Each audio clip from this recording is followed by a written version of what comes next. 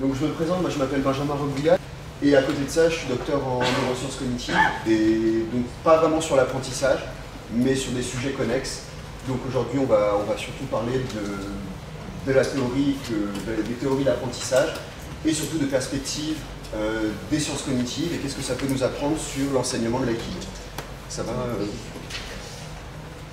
Donc, alors, en introduction, déjà, je vais vous dire un petit peu ce que cette présentation ne va pas être. Donc, ça ne va pas être un guide de bonne pratique pour l'enseignant. Je ne vais pas vous dire, donc voilà, la science a montré ça, donc il faut que vous enseigniez côté GAECHI comme ça et pas autrement. Ça ne va pas du tout être ce genre de choses-là. Ça ne va pas non plus être un florilège de neuromythes. C'est-à-dire, neuromythes, c'est des choses que vous avez peut-être déjà pu entendre. J'entends par neuromythes des choses comme par exemple le cerveau gauche versus le cerveau droit, et que du coup lorsqu'on enseigne, il faudrait voir si nos élèves sont davantage émotionnels, etc., ou davantage rationnels, et adapter notre pratique à ça. En réalité, ce genre de croyance-là, on a démontré que c'était des choses qui étaient fausses, et que même lorsque les individus se caractérisent eux-mêmes comme étant par exemple davantage rationnels dans leur manière d'apprendre, ou davantage visuels, ou davantage auditifs dans leur manière d'apprendre, en réalité, ils avaient des apprentissages qui étaient aussi bons avec toutes les méthodes qu'on pouvait leur proposer. Donc c'est surtout une espèce d'illusion introspective que les gens ont sur eux-mêmes, et c'est donc pas ce que je vais vous proposer ici. D'autres choses que vous pouvez voir dans les neuromythes, c'est que nous utilisons 10% de notre cerveau, ce genre de croyance-là. Et donc les styles d'apprentissage, donc visuel, auditif, kinesthésique, ce dont je venais de vous parler. Donc on a assez longtemps cru en réalité que certaines personnes... merci beaucoup. Que certaines personnes allaient absorber mieux l'information, se la représenter sous forme visuelle, d'autres sous forme auditive et d'autres sous forme kinesthésique, typiquement en classe. Est-ce qu'il vaut mieux que je regarde ce qui se passe? Est-ce qu'il vaut mieux que j'écoute ce qu'on me dit? Ou est-ce qu'il vaut mieux que j'écrive? En réalité, il n'y a pas de différence qui a été mise en évidence quand on fait des expériences en double aveugle. Donc ce ne sera pas non plus ce genre de choses-là que je vous montrerai. Juste une note pour les slides, vous les aurez. Donc juste ne me les balancez pas sur Internet, qu'elles ne se retrouvent pas comme ça dans le néant, mais sinon vous pouvez bien sûr vous en servir pour vous, il n'y a pas de problème. Donc ce que je vais tenter de faire, alors ça c'est les slides de l'an dernier. Donc l'année passée, en fait, ce que vous avez fait, votre travail là sur les différents courants de l'apprentissage, j'en avais fait une présentation au début. Là, je vais passer sur cette présentation. On pourra y revenir éventuellement à la fin. Vous l'aurez, j'ai gardé les slides, donc vous les aurez, vous pourrez vous y référer, mais je ne vais pas m'appuyer dessus. Par contre, on va davantage regarder des pistes pour la réflexion qui nous donne une réflexion sur notre pratique d'enseignant, mais aussi de pratiquant, puisque au BF, en général, on est premier, deuxième, troisième dan. Donc on a encore une pratique, pour la plupart d'entre nous, qui sera fondée sur des résultats empiriques. Donc je vais vous présenter des expériences, et on va essayer de voir comment on peut rattacher les résultats de ces expériences avec notre pratique. Donc le déroulé, donc le 2, je vais le sauter. L'introduction, on vient à peu près de la finir.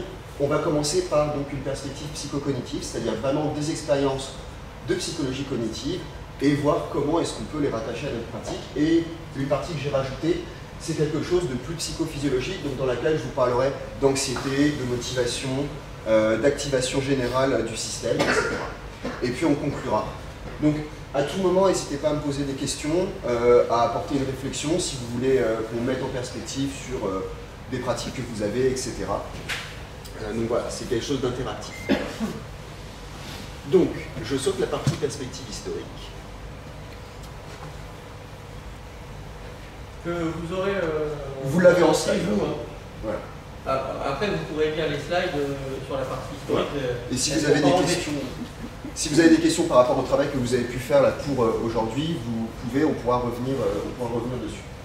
Donc je vais commencer par la perspective psychocognitive. Donc déjà, est-ce que vous avez à peu près une idée de ce que sont, ou de ce qu'est un peu la doctrine des sciences cognitives?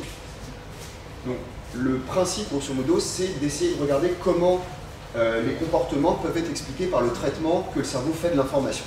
C'est-à-dire qu'on va recevoir de l'information dans notre environnement, on va en faire un traitement. Alors, dans les années 70, on vous aurait dit que c'est uniquement le cerveau qui traite l'information. Aujourd'hui, on sait que toutes les parties du corps vont être impliquées dans ce traitement de l'information pour produire un comportement en retour. Donc la première chose dont on va parler, si vous ne voyez pas bien, je vais vous le dire au fur et à mesure. On va définir un peu ce qu'est l'apprentissage et donc l'entrée d'une information dans la mémoire.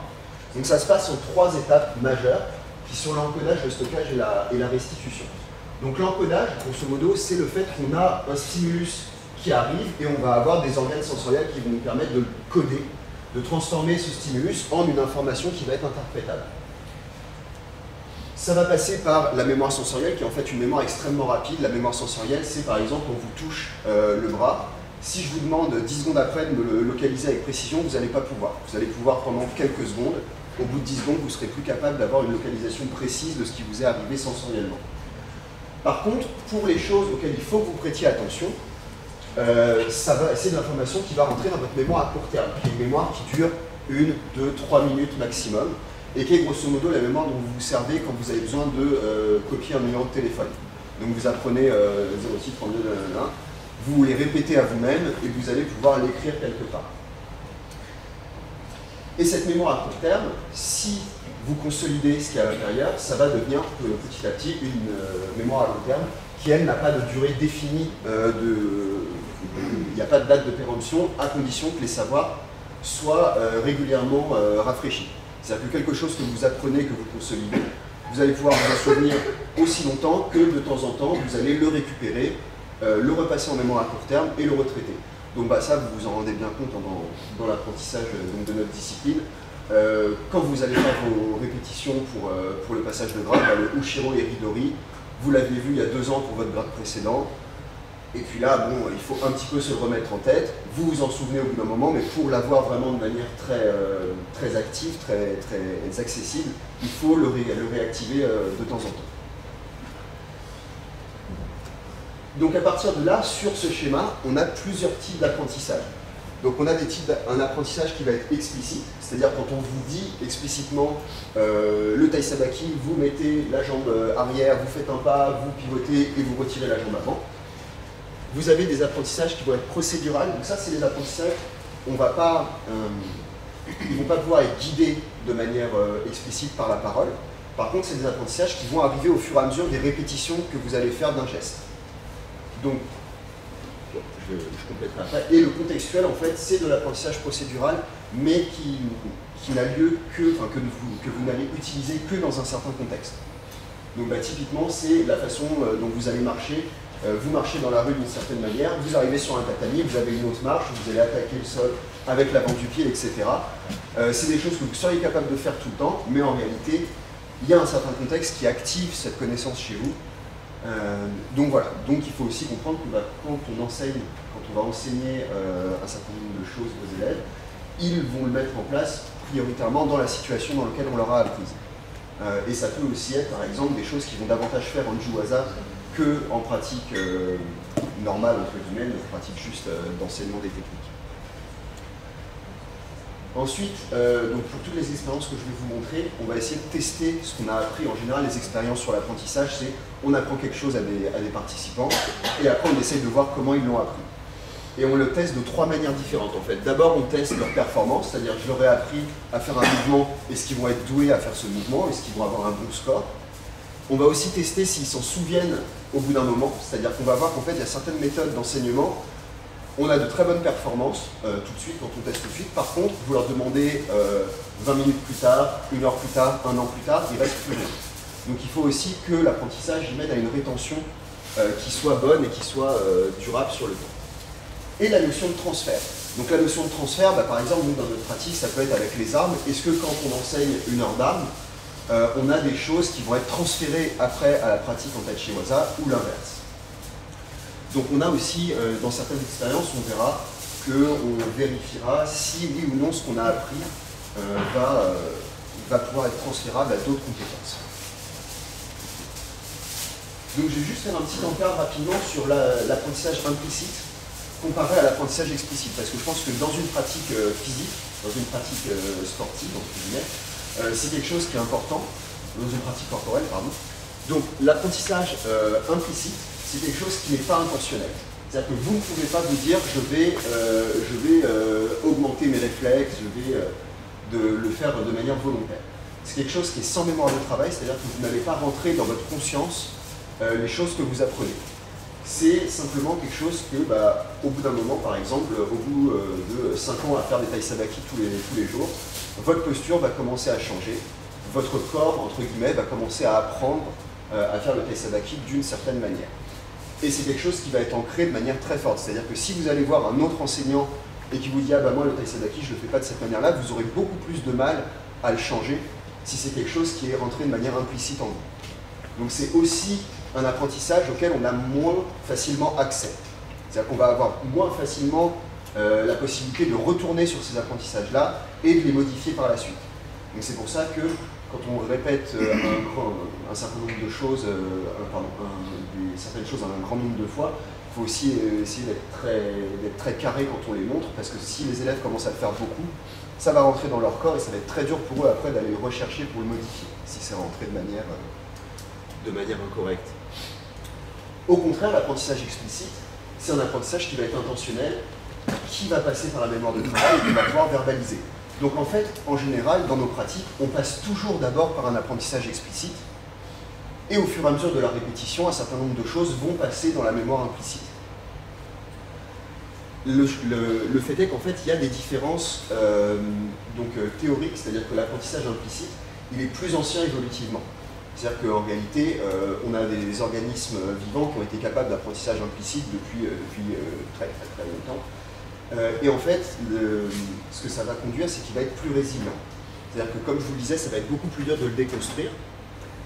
Ça va être beaucoup plus dur de l'oublier aussi. Et donc, je vais passer aussi sur ces avantages de la slide d'après.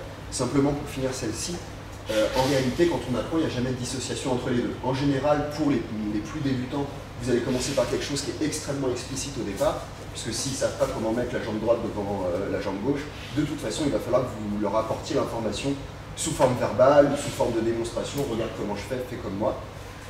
Et au fur et à mesure qu'ils vont répéter, ça va passer dans un apprentissage implicite. C'est-à-dire qu'au bout d'un moment, au bout d'un semestre avec des 5e Q, vous allez pouvoir arriver immédiatement et leur faire un Ikkyo, un Hayami Ikkyo Omote, sans leur réexpliquer ce qu'on fait, et passer tout de suite à un travail un peu plus profond.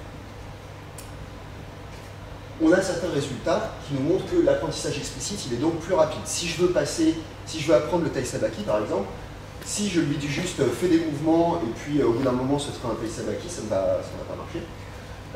Donc en réalité, les performances immédiates, elles sont meilleures quand on donne des retours explicites directs. Par contre, l'apprentissage implicite, il va être plus résistant, notamment à l'oubli, donc comme je vous le disais, mais aussi à des situations comme le stress, des situations comme la fatigue physique ou comme la déconcentration.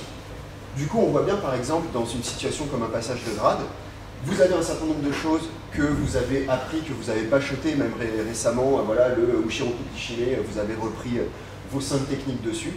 Il se peut que le stress fasse que vous n'arrivez plus à y accéder.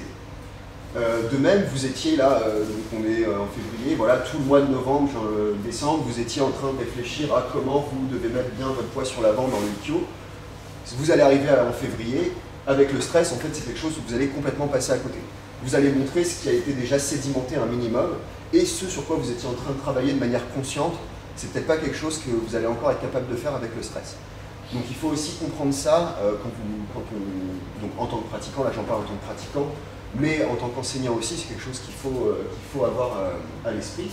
C'est que finalement, il y a des choses, votre élève, il les a parce qu'il est en train de se les répéter de manière consciente, et il y en a d'autres qui ont été sédimentées. Donc il faut bien essayer de pouvoir différencier chez mes élèves qu'est-ce qui est dans cet état et qu'est-ce qui est encore en cours, et donc il faut que j'essaye de sédimenter chez lui. Pas de questions là-dessus? N'hésitez pas. Donc, là j'arrive à une partie un peu centrale dans ce que je veux vous présenter, c'est toute la notion de feedback, c'est-à-dire tous les retours qu'on va pouvoir recevoir à l'aïkido sur notre pratique en tant qu'enseignant, mais aussi en tant que pratiquant. Donc, d'une part, pour ce qu'on reçoit et pour ce qu'on va donner. Donc, en y réfléchissant, on a à peu près 3 formes majeures de retour en aïkido. Donc, il y a les remarques orales, qui peuvent être des corrections directes, mais qui peuvent être juste le prof qui passe et qui dit oui, c'est bien, continue, ou attention, etc. Une forme majeure de feedback qu'on a et qui est très personnel à notre discipline, qui est très spécifique à notre discipline, c'est l'éukémie. C'est-à-dire que l'éukémie, c'est une source d'information. Donc je vous rappelle, en sciences cognitives, on regarde un peu comment on traite l'information. Donc la qualité de l'information qu'on va recevoir, au départ, elle est très importante. Donc l'éukémie, c'est une source d'information pour les pratiquants, mais aussi pour l'enseignant. Si vous pouvez aussi prendre l'éukémie pour vos élèves pour voir où est-ce qu'il y a un problème. Moi, je sais qu'au départ, là, quand je commence à enseigner, il y a des fois, j'ai du mal à voir ce qui ne va pas. Mais en prenant l'éukémie, j'arrive à mieux sentir où est le poids, etc., quel est le problème chez un élève. Donc c'est aussi quelque chose dont il faut en permanence améliorer la qualité de l'éukémie, parce que c'est une source d'information qui est très importante pour nous, pour le développement de notre pratique. Et une troisième forme majeure d'information qu'on peut avoir pour nous, c'est l'auto-observation, ou donc ce qu'on appelle en sciences cognitives la métacognition, c'est-à-dire les réflexions qu'on peut avoir sur nos processus physiques et mentaux. Donc la métacognition, elle va se développer au fur et à mesure, c'est-à-dire qu'au départ, quand vous ne savez pas où est votre droite de votre gauche, ça va être très compliqué de vous dire de vous concentrer sur les muscles intérieurs de vos cuisses parce que c'est les muscles posturaux principaux. Mais c'est quelque chose que vous allez pouvoir progressivement développer. Donc par exemple, avec des mouvements où vous êtes en Kibadachi et que vous allez vous regrouper sur vos jambes, donc ça fait vraiment travailler l'intérieur des jambes. Au fur et à mesure, vous allez être de plus en plus capable de devenir conscient de ces parties-là de votre corps, et donc de regarder dans les différentes situations dans lesquelles vous allez pratiquer, si oui ou non vous les utilisez comme il faut. Donc la pratique, c'est aussi un retour permanent sur une auto-observation qui vous permet de vous améliorer. Et donc, ce que je vais un peu vous montrer, c'est que les remarques orales, il faut qu'elles soient en adéquation avec cette capacité. Donc déjà, il faut qu'elles encouragent l'élève à développer cette auto-observation, parce que si vous le rendez trop dépendant de vos feedbacks, on ne va jamais pouvoir développer l'auto-observation et finalement, vous ne connaîtrez jamais mieux le corps de votre élève que lui-même et vous ne serez jamais capable de lui dire avec autant de précision, à moins d'en faire un pantin et de lui dire le deltoïde un peu plus à gauche, le biceps un peu plus à droite. Il y a un moment, il faudra que ça se développe chez lui. Et ces remarques, il ne faudra pas non plus qu'elles empiètent sur la métacognition, sur l'auto-observation d'un élève qui l'a déjà développé. Donc ça, c'est ce qu'on va voir maintenant. Donc voilà, il y a une interaction entre ces trois sources d'informations. Donc on va commencer par parler de la fréquence des remarques. Donc en fait, les remarques, la première chose qu'on voit, c'est qu'en fait, moins de feedback, donc moins de retour sur ce que les gens font, ça amène à de meilleures performances. Donc qu'est-ce que c'est que cette expérience-là? Donc ça, c'est des erreurs. Donc grosso modo, c'est une expérience où c'est du laboratoire, hein, donc on n'est pas du tout dans les pratiques d'aïkido. Donc grosso modo, en laboratoire, on a 2 ou 3 formes d'expérience. Donc il y avait le golf, parce que les vieux chercheurs aimaient bien jouer au golf. On avait des expériences avec des planches, où on est en équilibre sur la planche.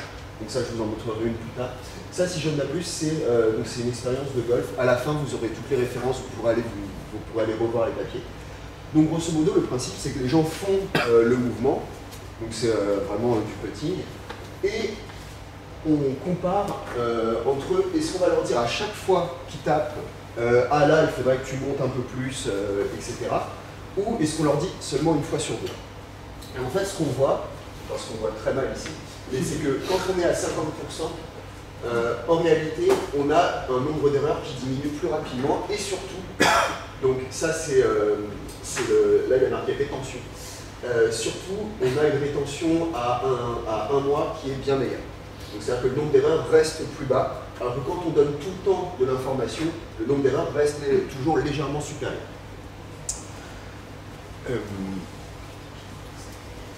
Et on a aussi un meilleur transfert. Alors je ne me souviens plus exactement de quelle était l'expérience de transfert, mais grosso modo, on essayait de transférer ce geste-là pour une autre activité, et on essaie de regarder la performance de cette autre activité, et on se rend compte qu'on a aussi un meilleur transfert. Donc ce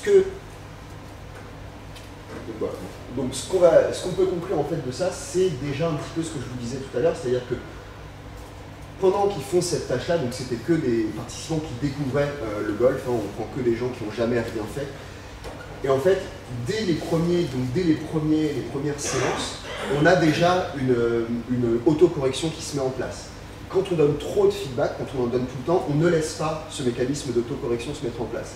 Du coup, bon, déjà, dans les premières répétitions, ça entache la performance, mais surtout quand on va y revenir beaucoup plus tard, si les gens ont des mécanismes d'autocorrection, ils vont pouvoir s'y référer. Ils ont réussi à les développer. S'ils n'ont pas réussi à les développer, parce qu'on leur a trop donné de correction, bah en fait, ils vont toujours être à un nombre d'erreurs élevé. Donc, la deuxième chose, c'est le timing. C'est-à-dire, situation claire. Oui. Oui, excuse-moi Benjamin, est-ce que ça, il y a une différence au niveau des participants, par exemple, parce que c'est démontré dans les cas quand ce sont débutants, bien sûr. Bon, là, c'est des débutants. C'est forcément des débutants parce que typiquement, le début de la courbe, là, c'est une diminution très rapide du nombre d'erreurs au début. Donc c'est parce qu'en fait, on prend des gens qui n'ont jamais tenu un club de golf. Au bout de 3 essais, déjà, il y a quand même quelque chose qui s'est passé en moyenne. Mais évidemment, c'est quelque chose qui dépend avec les débutants. Après, il faut voir que plus les gens vont être avancés, normalement, plus leurs mécanismes de métacognition vont être avancés. Donc, entre guillemets, moins ils devraient avoir besoin de remarques. Leur performance aussi avancerait normalement, les deux avancent conjointement. On verra un peu la relation entre les deux. Mais normalement, les performances s'améliorent en même temps que la métacognition. Et du coup, il y a normalement besoin de moins en moins de remarques. Bon. Donc, la deuxième chose, c'est le timing. Donc, vraiment, cas classique. On voit une erreur sur le tatami d'un groupe. Vous, en plus, pour le BF, on vous demande de montrer que vous êtes capable de faire des interventions, des corrections individuelles, des corrections collectives. Donc, il y a un peu cette question de je vois une erreur, est-ce que je saute tout de suite sur la personne pour lui dire stop, arrête de bouger, il faut que tu te recentres, ou est-ce que j'attends un peu? Et donc, le fait est que on a fait une expérience, c'était une expérience beaucoup plus stupide, où il y avait une manivelle, grosso modo, et il fallait amener un point qui avançait jusqu'à une cible. Donc c'était vraiment juste quelque chose de très, très simple. Et le fait est qu'on avait 3 conditions. Donc une condition où on guide la personne, c'est-à-dire on lui dit vraiment un peu plus à droite, là un peu plus à gauche, là un peu plus à droite. Quand on fait ça, on a des gens qui ont une très bonne performance. C'est-à-dire que pendant qu'on fait la tâche, ils sont très très bons. Par contre, après, ils sont très bons, ils font le moins d'erreurs possible. Par contre, après, croyez-moi sur parole, ils font le plus d'erreurs quand on leur demande 10 minutes après. Donc ça, c'est très classique. Vous avez vos débutants qui arrivent, premier cours de l'année. Et on va leur faire, je sais pas, Ikkyo, Ura sur Ayane. Et vous, en général, vous les mettez, donc vous leur montrez 4 fois, vous les mettez avec le pratiquant. Si le pratiquant n'arrête pas de vous dire tu lèves la main vers l'extérieur, tu attrapes le coude, tu avances la jambe arrière, tu pivotes, tu amènes au sol, ils vont réussir à le faire. Vous allez regarder de loin, vous un peu de loin, ils vont le faire, vous allez voir quelqu'un qui fait un Ikkyo Ura, bon après le centrage sera pas bon, la position sera pas bonne, mais vous allez voir quelqu'un qui le fait. En réalité, vous le changez après de partenaire, vous le mettez avec quelqu'un qui ne donne pas de retour, il ne va plus savoir du tout le faire. En fait, il n'y a rien qui rentre à ce moment-là, on est vraiment avec quelqu'un qui est en mode pantin. Donc c'est quelque chose qu'il faut vraiment éviter, là pour le coup c'est un des seuls trucs où je vous dirais pratique vraiment à exclure. C'est-à-dire que le guidage, c'est une forme qui n'est pas une forme de transmission. C'est une forme de retour qui est... voilà. En fait, ce qui s'avère être optimal, c'est la courbe, si je ne m'abuse, qui est ici. Et en fait, c'est quand on donne un tout petit peu après le mouvement. C'est-à-dire que l'élève fait son mouvement, il le fait bien, il le fait mal, peu importe, et on donne le retour un peu après. En fait, on laisse le temps à l'élève d'avoir un retour sur lui-même, et après, on complète ce retour avec un retour du prof. C'est-à-dire que si on l'interrompt pendant qu'il fait, on va plus ou moins être dans une forme de guidage, et donc on ne va pas laisser le temps à la métacognition de se mettre en place. Donc là, on rentre dans la pratique, en fait. Il faut vraiment qu'il pratique, qu'il le fasse. Voilà, donc voilà, c'est ça. Alors après, évidemment, pour quelqu'un dont c'est le premier jour, ça va être compliqué d'être déjà dans une pratique, voilà. Donc il faut avoir un espèce d'entre-deux où la personne, elle commence à réussir à le faire parce que au début, de toute façon, on lui a montré 1 ou 2 fois, bien sûr, etc. Mais il faut lui laisser, lui dire va jusqu'au bout et après corriger à chaque fois. Quitte à corriger, comme on l'a vu 1 fois sur 2, entre guillemets, le geste qu'il vient de faire. Mais voilà, simplement, ce qu'il faut éviter, c'est, le plus possible en tout cas, c'est de rester pendant plusieurs séances dans quelque chose où on guide la personne pas à pas dans des techniques. Même si ça peut être des passages de toute façon auxquels on est un peu obligé de passer au début, ça va dépendre aussi des personnes. Il y a des personnes qui vont voir, pardon, Il y a des personnes qui vont voir une fois la technique et qui vont être capables de la reproduire, entre guillemets, et il y a des gens qui vont avoir besoin d'un guidage beaucoup plus précis pour amorcer un peu la machine. Donc ça, de toute façon, bien sûr, il y a des différences individuelles qui sont importantes. Enfin, guider juste une fois sur un mouvement complet, mais après ne plus le faire, c'est quand même bénéfique, non? Oui, bien sûr, c'est ce que je disais. Il y a des gens qui, comme ça, de base, quand ils vont le ressentir, ça va être plus évident pour eux. Quand ils vont le faire une fois, ça va être plus évident pour eux après de le répéter. Par contre, il faut bien qu'ils aient après ce moment où ils peuvent le répéter sans guidage seul. Bien sûr, parce qu'en fait, il ne faut pas confondre guidage et juste démonstration. C'est deux choses qui sont différentes, même si elles prennent la même forme, entre guillemets. Mais le fait de le démontrer ou de lui dire une fois, on voit par exemple souvent aussi le prof qui va se mettre à côté, l'élève qui est avec son ukemi et le prof qui fait le geste à côté. Tant qu'en fait, c'est pas ce qui va devenir la pratique pendant les 5-6 premières séances, parce que là, en fait, ça commencera à devenir du temps perdu. Mais effectivement, le début, ça peut être une manière de le montrer, entre guillemets, de l'exposer à la technique. Ouais, au début, vraiment d'expliquer pas à pas, c'est vraiment une connectivité entre l'enseignant et l'élève, et après, effectivement, de garder, d'éviter d'expliquer point par point et de laisser travailler. Et parce que, bon, voilà, c'est assez... alors, peut-être pas en tant qu'enseignant, mais en tant que partenaire gradé, quand on est avec des non gradés, c'est assez souvent un réflexe de dire, bon, là, avance la jambe, mets-la à gauche, etc. En fait, c'est surtout ce genre de pratiques-là qui sont, entre guillemets, néfastes pour l'apprentissage. C'est-à-dire que on peut faire passer des choses avec le ukemi, etc., en lui montrant, en réinsistant sur des choses, mais être en permanence, les 4 techniques qu'il fait, lui dire, voilà, jambe à gauche, jambe à droite, ça c'est des choses où on va ralentir la progression. On ne va pas la nullifier complètement, jamais bien sûr, mais on va la ralentir. Vous avez d'autres questions là-dessus? Voilà, donc ça c'est ça coupé, donc importance de la métacognition. Donc, dans notre pratique, donc juste un petit retour là-dessus, c'est que l'élève peut devenir dépendant aux corrections trop fréquentes. C'est-à-dire qu'au bout d'un moment, on peut voir des élèves qui attendent un peu, qui sont en permanence en interrogation, c'est-à-dire qu'ils lèvent la main, qui font « ok, c'est ça », et là j'attrape, ok c'est ça, et qui du coup vont devenir un peu dépendants et qui vont avoir du mal à dépasser ce stade-là.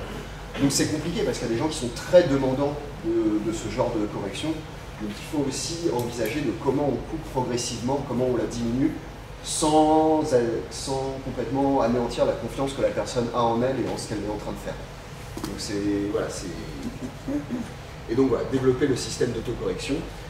Et donc ce que je disais, ça vaut pour l'enseignant, mais aussi pour le senpai quand vous êtes en train de pratiquer avec des gens moins gradés que vous. Donc voilà. Donc on en parlait tout à l'heure sur le fait que la confiance, l'auto-évaluation, normalement, elle progresse avec la performance, mais elle peut aussi être trompeuse. Et il y a, alors je crois que c'est cette slide-là, voilà, ce qu'on appelle l'effet Dunning-Kruger. Donc grosso modo, c'était à nouveau sur du golf, si je ne m'abuse. Donc on a pris en fait un groupe de 100 personnes, et on a pris les 25 plus mauvais, les 25 du milieu bas, 25 milieu haut, les 25 très hauts. Donc ça c'est leur performance. Donc plus c'est haut, meilleur ils sont. Et on leur a demandé de se juger eux-mêmes à combien ils s'estimaient. Et ce qu'on voit, c'est qu'en fait, tout le monde, ou presque, se juge entre 60 et 70%. Alors qu'on voit bien que les moins bons sont plutôt à 10, etc. Donc en fait, il y a, de manière générale, une surestimation chez les gens les moins performants de leur capacité. Donc ça, c'est quelque chose qu'il faut prendre en compte. Donc vous avez peut-être pas vu le graphique comme ça, par contre, vous l'avez peut-être vu de cette manière-là. Donc ça, en fait, c'est un graphique qui vous montre l'évolution de la compétence par rapport à la confiance. Et ce qu'on voit, c'est qu'en fait, on a au tout début, quand les gens commencent à monter en compétence, on a un pic de confiance qui explose. Donc ça, c'est voilà, les premiers Q, etc., qui sont... ils savent tout, ils expliquent tout, voilà. Bon, après, c'est bien sûr très individuel, c'est compensé bien sûr par les performances individuelles, par la confiance individuelle que les gens ont en eux. Il y a des gens qui donneront jamais, qui parleront jamais, même s'ils sont très bons, etc. Il y a des gens qui parleront au 5e Q, voilà. Mais simplement en fait de comprendre que Donc ça, c'est un pic, c'est un peu rigolo, entre guillemets. Par contre, juste après, quand les gens continuent de progresser, là, c'est l'inverse. C'est-à-dire qu'en fait, quand les mécanismes d'auto-évaluation commencent à être assez performants, en fait, on a un effet très dépréciatif sur soi-même. C'est-à-dire qu'on a l'impression que tout ce qu'on fait, comme on est capable de voir que c'est pas exactement ça que le prof montre, parce que votre regard a évolué, vos yeux ont évolué, vous voyez plus de choses dans ce que le prof montre, et du coup, vous vous rendez compte à quel point c'est très différent de ce que vous êtes capable de faire. Et là, en fait, on a un peu l'inverse, c'est-à-dire que les gens se sous-évaluent fortement, et c'est quelque chose qu'il faut aussi prendre en compte dans leur pratique. C'est-à-dire qu'il y a des moments où ils n'ont plus l'impression, donc ils vont perdre en confiance, ils vont arriver, vous allez avoir des gens qui se préparent au DAN, qui sont tout à fait prêts, mais qui sont stressés parce qu'ils ont l'impression de faire n'importe quoi, des gens qui commencent à plus arriver à pratiquer avec des gens de leur niveau ou plus gradés qu'eux parce qu'ils ont l'impression de les déranger, etc.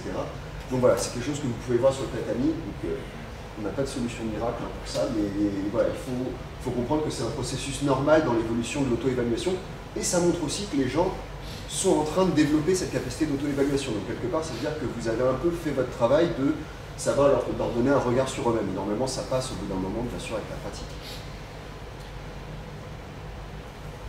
Et donc tout ça, c'est aussi vrai pour les compétences motrices. Bon, j'avais déjà sorti le truc dans les compétences motrices. Mais du coup, voilà, je vous ai mis un deuxième papier pour les compétences motrices qui en fait montre exactement la même chose. Ok, est-ce que vous avez des questions là-dessus sur confiance, pratique, performance? Oui. Juste sur ton slide d'avant, s'il te plaît. Le pas l'effet, oui. C'est un acronyme? Non, pardon. En fait, si vous tapez effet Dunning-Kruger, vous allez tomber là-dessus. En fait, c'est pas ça. En fait, on n'a pas cette espèce de courbe comme ça. Ça, c'est un peu une vue d'artiste, on va dire. L'effet de Dunning-Kruger, c'est ça, c'est une relation linéaire de la performance. Donc la performance qui augmente, mais la confiance qui augmente beaucoup plus, qui commence beaucoup plus haut d'une part, et qui augmente de façon beaucoup plus lente, on va dire. Ça, c'est un peu une vue d'artiste. C'est-à-dire qu'en fait, cette espèce de pic où tout le monde a envie de tout expliquer au début, c'est pas un truc qui est forcément trouvable dans la réalité. En fait, quand on regarde les données, on a effectivement des gens qui se surestiment beaucoup et qui vont peut-être dire quelques bêtises ici, mais en fait, on n'a pas un truc qui explose et après qui s'effondre. Par contre, on a effectivement quelque chose. Ici, par exemple, vous voyez les gens très bons, donc ça, c'était des gens qui étaient pas experts, mais vous avez des gens très bons qui après vont être en sous-évaluation. Ça, par contre, c'est vrai. Vous avez vraiment une sous-évaluation. Et du coup, tu peux expliquer pour les compétences motrices? En fait, c'est la même chose. C'est-à-dire que pour ce que je voulais dire, c'est que ça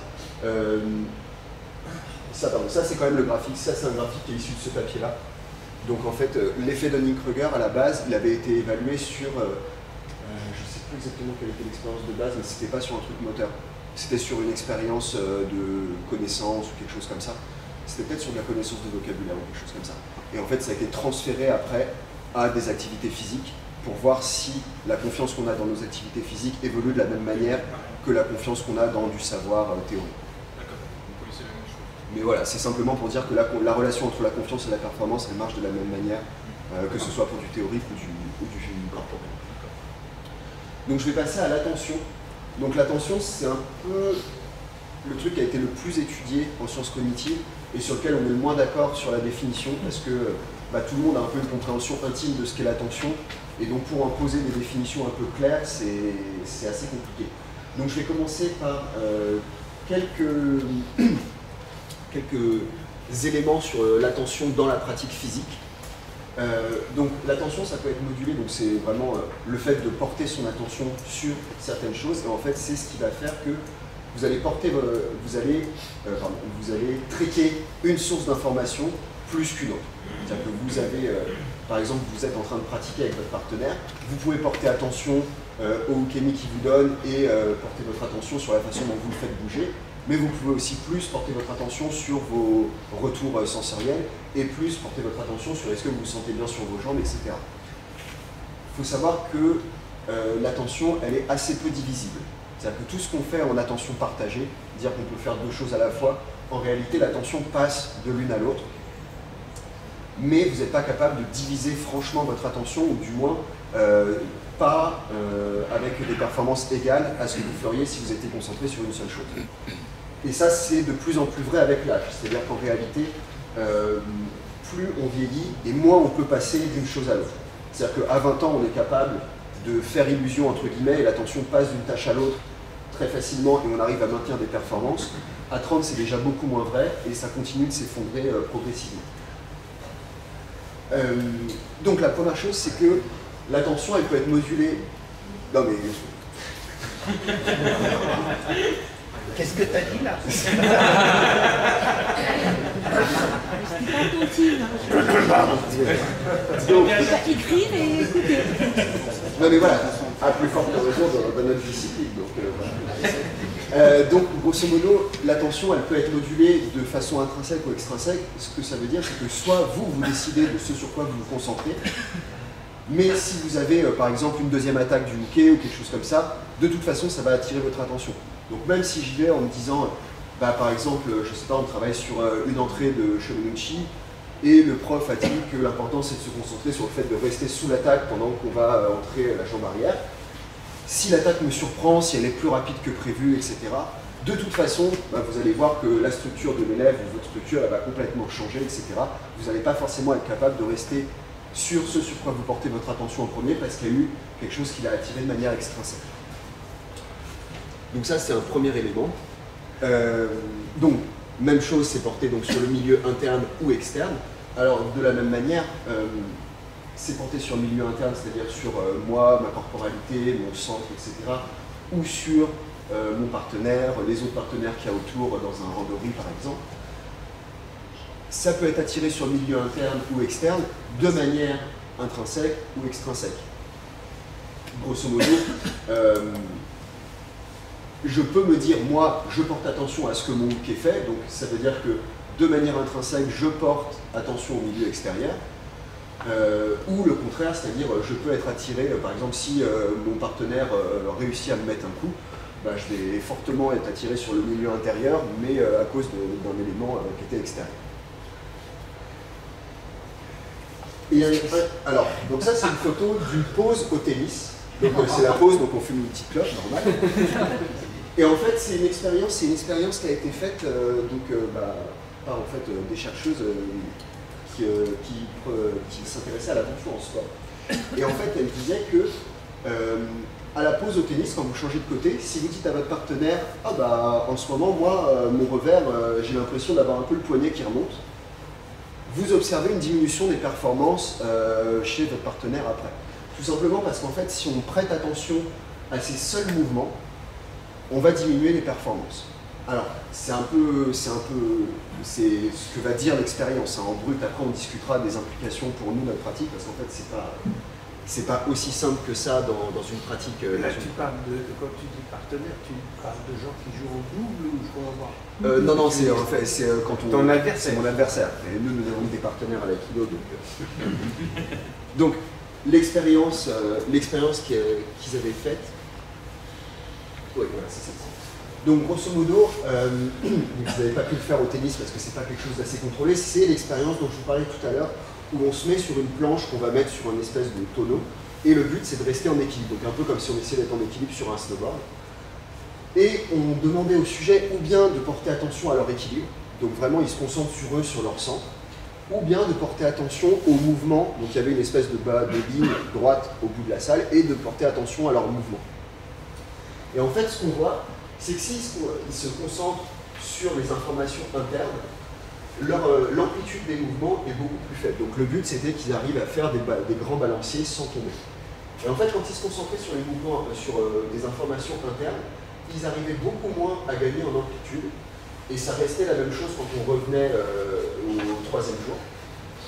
Alors que quand ils se concentraient sur une information externe, là, ils arrivaient tout de suite à se balancer beaucoup plus en gardant l'équilibre.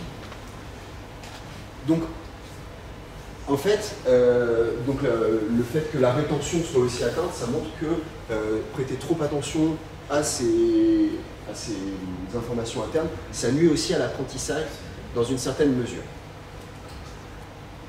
Et donc, ce que les chercheuses et les chercheurs de ce papier-là déduisent, c'est que la performance, elle est renforcée lorsqu'on prête attention aux conséquences de son action. Donc bon, en fait, ce qui est un peu compliqué, c'est qu'au début, on peut en parler un peu dans notre pratique. C'est que dans notre pratique, au départ, il va quand même falloir que la personne réussisse pour elle-même à mettre un pied devant l'autre, à ce qu'il soit à peu près sur la même ligne, à avancer, etc. Donc en réalité, je parle sous contrôle des techniciens, mais la pratique enfin, on a un peu l'impression qu'on construit d'abord notre pratique sur nous, puis en relation avec le hooké.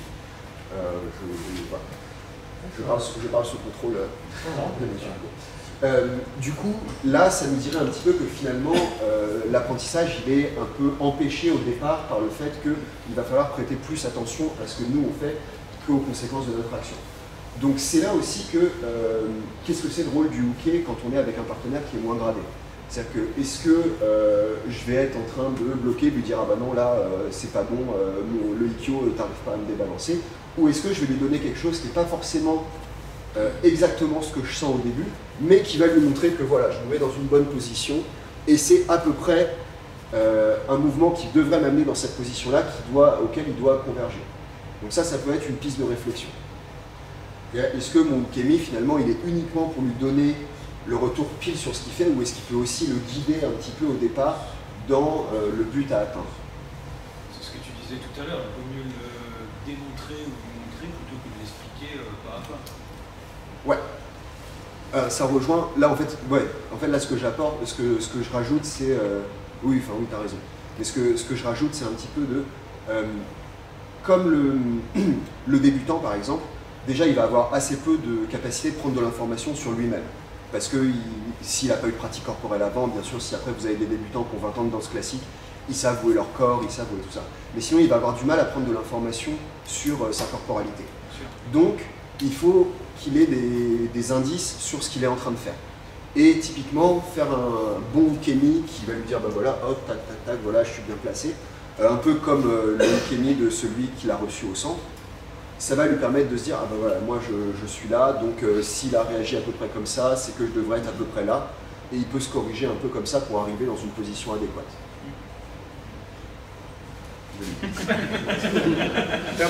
C'est bon.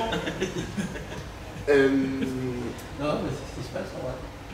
Alors ça, c'est une partie, donc l'organisation temporelle. Je ne sais pas si vous avez encore des questions sur la partie précédente, l'attention. Donc voilà, je vous redis aussi, sur l'attention partagée, une autre chose, c'est aussi que c'est assez compliqué du coup de donner à la fois du retour et de se concentrer sur son ukemi par exemple. C'est quelque chose qu'on peut le faire au bout d'un moment en fait avec une certaine expertise parce qu'on a automatisé d'une certaine manière le ukemi, mais c'est quand même des choses qui vont faire que qui vont quand même être assez disjointes et qui vont demander les deux des ressources cognitives. Donc, l'organisation temporelle de l'apprentissage, alors ça c'est peut-être plus quelque chose qui vous servira au moment du CQP. Mais sur une séance, parce que là vous n'avez qu'une seule séance, en général on vous demande de présenter un cours. Pour le CQP, on vous demande d'organiser sur plusieurs mois une progression technique, donc ce sera plus pertinent. Mais tout de même quelques remarques là-dessus. Donc, en fait, le problème c'est comment est-ce que, si je veux faire passer un savoir-faire, une connaissance, par exemple une entrée ou quelque chose comme ça, comment est-ce que je vais devoir organiser l'enseignement pour que ça passe le mieux possible et pour que ce soit le mieux retenu. Donc la première chose, c'est d'abord que n'importe quelle organisation ne va pas pouvoir de toute façon remplacer la quantité et la fréquence des entraînements. Donc de toute façon, on n'arrive jamais à une maîtrise d'un geste sans un long processus d'apprentissage. Et typiquement, il y a des expériences qui avaient été faites sur des basketteurs américains. Savoir apprendre à faire un tiré, un lancer franc, c'est 56 000 tirs en moyenne. Donc ça fait quelques dizaines de milliers d'heures, enfin, c'est assez colossal. Donc on a quand même une problématique, nous, pour nos pratiques, qui sont quand même en majorité des pratiques de loisirs, c'est comment on fait pour transmettre des savoir-faire à des pratiquants qui ont moins de temps. Et comment on organise l'enseignement pour que ce soit quand même le plus efficient possible et qu'ils puissent en retirer le maximum. Donc en fait, il y a deux choses. Il y a d'une part l'espacement de la pratique, c'est-à-dire, je sais pas, on va prendre une bêtise, on travaille sur Shomenuchi côté Gaeshi. Quand est-ce que je dois faire mes Shomenuchi côté Gaeshi pour le passer le mieux possible. Est-ce que je dois, par exemple, tous les faire, est-ce que je dois en faire 3 fois le même jour? En réalité, ça c'est quelque chose qui est assez peu avantageux, c'est-à-dire que massé, donc voilà, l'apprentissage massé avec le nombre d'erreurs dans l'axe, donc plus on est bas, mieux c'est. Finalement, l'apprentissage massé, il va garder un nombre d'erreurs assez fort, et surtout quand on va regarder un an après, ça c'est une répétition après un an, on va avoir un taux d'erreur qui va remonter même plus haut que ce qu'on avait au départ de notre apprentissage. Alors que de l'autre côté, quand on fait ce qu'on appelle un apprentissage espacé, c'est-à-dire qu'on va en faire, je sais pas, par exemple, vous avez 2 cours dans la semaine, vous en faites un petit peu au début du premier cours, un petit peu à la fin du deuxième cours, pas la deuxième semaine, vous en refaites un peu au début du premier cours, au début du cours d'après, vous avez une rétention qui va être meilleure et surtout qui va être beaucoup plus durable. Donc espacer les séquences d'apprentissage, ça donne une rétention qui est plus durable. Donc en fait, ça c'est un petit peu le graphique qui vous explique que le bachotage, ça ne marche pas. C'est-à-dire que le bachotage, la première semaine ça va, la deuxième semaine c'est à peu près bon, vous leur redemandez 6 mois après, il n'y a plus rien. C'est un petit peu le message, mais ça, tout le monde en a conscience. Il faut éviter de faire la même technique quasiment tout le cours en disant tu verras, ça va rentrer. Mais ouais, voilà.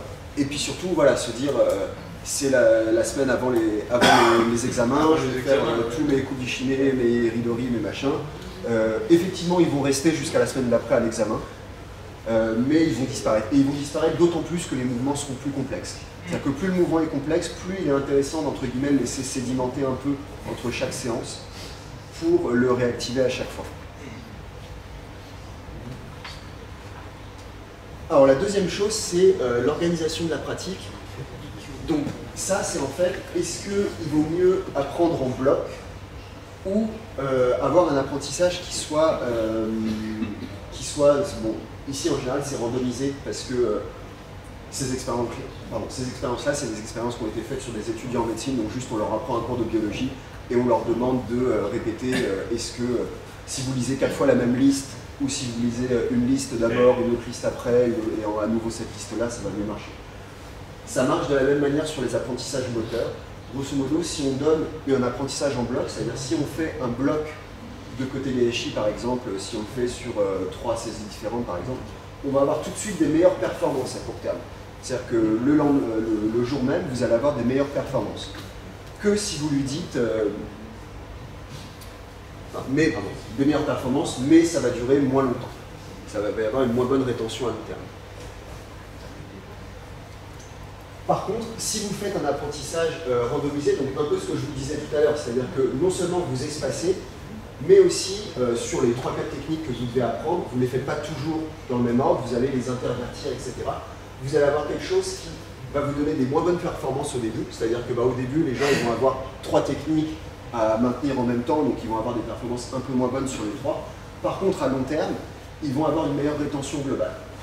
Et donc la dernière chose que je vous montre dans le graphique du bas, c'est que l'apprentissage en bloc, il amène aussi à une surestimation des compétences. C'est-à-dire qu'on a tellement fait la technique et refait la technique qu'on a l'impression d'être expert beaucoup plus vite, alors qu'en réalité, l'apprentissage, il est moins bon, notamment sur le long terme.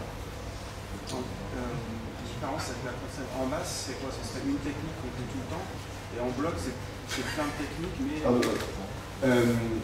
L'apprentissage massé, en fait, c'est temporel. C'est-à-dire que c'est sur un temps, par exemple, sur une semaine, on fait que du côté Gaeshi. L'apprentissage en bloc, c'est au cours de la séance. Est-ce qu'il vaut mieux faire tous les côtés Gaeshi au début, tous les Riminage après et tous les Ikkyo après, ou est-ce que c'est mieux de les randomiser? Et du coup, il vaut mieux les randomiser. Alors, moi, je ne ferai pas de conclusion sur la pratique Aikido, parce que c'est une pratique, c'est-à-dire que moi, très honnêtement, tous les profs que je fréquente, chez qui j'étudie, ils font ça de manière en bloc. Enfin, ça me paraît évident, si on commence la séance, on va faire un peu de côté Gaeshi, un peu de machin. Ça peut par contre être un argument en faveur du Juwaza. C'est-à-dire que le Juwaza, il vous oblige après à tout reprendre de manière un petit peu aléatoire dans votre pratique à la fin du cours. Mais en tout cas, pour les apprentissages, ce qu'on montre empiriquement, c'est que c'est mieux d'en mettre un petit peu partout. Je ne sais pas si on peut le conclure comme ça, parce qu'il faut aussi voir que, par exemple, chez des débutants, ça va largement les favoriser. L'apprentissage en bloc, l'avantage, c'est que pour les débutants, ça leur permet d'avoir une construction toujours au cours d'une même séance. Vous, par exemple, pour le BF, je vous conseille d'avoir quelque chose qui est en bloc. On va amener progressivement à une technique, puis on va changer, on va arriver à une technique, on va faire l'entrée d'abord peut-être, puis la technique, etc. Si vous commencez à faire l'entrée d'une, puis la technique de l'autre, puis revenir à l'une, on va vous dire que le cours n'est pas structuré. Donc, à mon avis, c'est pour ça que je vous disais que c'est plus intéressant pour les CQP, cette partie-là, c'est plus pertinent pour les CQP, parce que c'est intéressant d'y penser quand on fait sur 3 mois. Quand on fait la chose sur 3 mois, par exemple, je veux passer les Koshinage sur 3 mois, bah effectivement, il vaut mieux se dire qu'on en fait un petit peu tout le temps, enfin un petit peu tout le temps, donc pas quelque chose de massé, mais on ne va pas la faire tout le temps au même moment, on ne va pas toujours faire la même, on ne va pas toujours faire du Koshinage, puis on va pas toujours faire par exemple du Kokunage, puis le Koshinage qui correspond, etc. Ça, on va peut-être un petit peu le diluer. Mais à l'échelle d'un seul cours, c'est plus compliqué de dire qu'on va appliquer ça clairement. Là, il faut voir, hein, c'est en jours, c'est en nombre de jours à chaque fois. C'est un apprentissage par jour. Donc pour une seule séance, à mon avis, il ne faut pas franchement retenir la différence entre bloc et random. Ça me paraît pas... Non, là, c'est du long terme. C'est du moyen-long terme. Il y a une difficulté en plus en Aikido, c'est-à-dire que là, les tests sont réalisés sur un même exercice exactement pareil. Nous, on a des hokés différents, avec des barils différents. Donc en fait, un même côté Kaichi, ça ne va pas être le même si on fait tourner les partenaires. Non, bien sûr, bien sûr. Et du coup, ça ajoute encore une dose de variabilité, entre guillemets. Mais qui peut être utilisé, du coup, qui peut faire qu'on peut quand même masser, sachant que on va masser l'exercice, mais en variant les partenaires de manière à varier l'exercice ou pas? Oui, bien sûr. Bien sûr, bien sûr. Bah, de toute façon, ça donne des sensations différentes. Oui, tout à fait. Non, non, encore une fois, vraiment ce que j'ai dit au tout début, c'est pas du tout un guide de bonne pratique. Je vous donne des résultats scientifiques qui ont peut-être une pertinence quand vous organisez quelque chose à plusieurs mois, etc. Là, en l'occurrence, sur une seule séance, oui, effectivement, par exemple, travailler sur, quand on fait des travails en sensation, changer de partenaire, etc., ça renouvelle complètement l'exercice en soi. Vous avez d'autres questions là-dessus? Donc, juste pour résumer ce qu'on a dit, donc l'organisation de l'apprentissage, ça donne des meilleures performances à court terme, l'apprentissage groupé, mais une moins bonne rétention à long terme.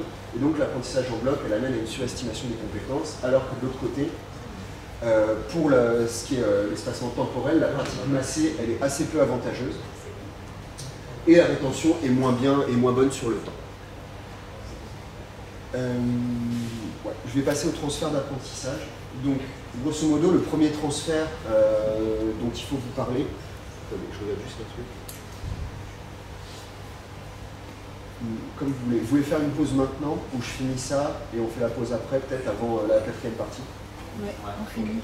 Donc, le transfert d'apprentissage, en fait, la première chose, le premier transfert que vous faites, c'est simplement ce qu'on fait tous les jours, c'est-à-dire on regarde le prof, on a quelque chose de visuel et on va essayer de le transférer, ce savoir visuel en savoir physique. Et donc, là, l'expérience, très très belle. Donc, grosso modo, là, l'expérience, c'est on prend 2 sujets, ils ont la main qui est reliée par une barre, et leur but, ça va être de faire des oscillations. Donc, grosso modo, ils vont devoir créer un mouvement sinusoïdal avec leur barre. Et on a 2 conditions, en fait. On a une pratique qui est motrice, pure, c'est-à-dire qu'ils ont la barre et ils font comme ça. Et ils ont après un test visuel. Et le test visuel, on leur montre une barre qui bouge et on leur demande de dire si oui ou non ça correspond au mouvement sinusoïdal qu'on leur demande. Et en fait, ce qu'on voit, c'est que bien sûr, quand on regarde d'abord le test, la barre qui bouge à une certaine fréquence, on va être bien plus capable de faire bouger la barre en coordination avec son partenaire et à la fréquence demandée. Donc évidemment, l'observation, elle augmente les performances. Et elle les augmente d'autant plus qu'on est, entre guillemets, un observateur expert. Donc plus on va avoir une pratique de cette oscillation, plus on va être capable, à partir d'une observation courte, de reproduire l'oscillation qui était faite. Ça c'est aussi vrai, s'il y a des musiciens par exemple parmi vous, plus on s'y connaît, plus on a une oreille experte, plus on va être capable de reproduire ce qu'on entend à partir d'une écoute plus réduite de ce qu'on les musiques. Et ce qui est intéressant, c'est que, donc, ce que je vous dis, l'inverse est aussi vrai, c'est-à-dire que plus on va pratiquer, plus notre observation va être pertinente. C'est-à-dire plus on va être capable de discriminer. Par exemple, après on mettait, dans ce test-là en l'occurrence, on met une barre qui bouge presque de manière sinusoïdale. Les gens qui ont pratiqué, ils sont capables de le voir, ils font « Ah non, là, c'est pas exactement ce qu'on a fait ». Les gens qui n'ont pas pratiqué de manière motrice, ils vont pas être capables de différencier. Donc pour nous, c'est vraiment, je crois, c'est vraiment l'effet de plus un pratiquant est expérimenté, plus il va être capable de voir des choses au milieu. Et même si vous arrivez après chez un enseignant que vous ne connaissez pas, vous allez en voir davantage que quelqu'un qui débute avec cet enseignant. Vous allez voir plus de choses dans la posture, dans les mouvements, etc. Donc voilà, nos facultés d'observation, elles évoluent au cours de la pratique et on éduque ses yeux autant que son corps en fait en pratiquant.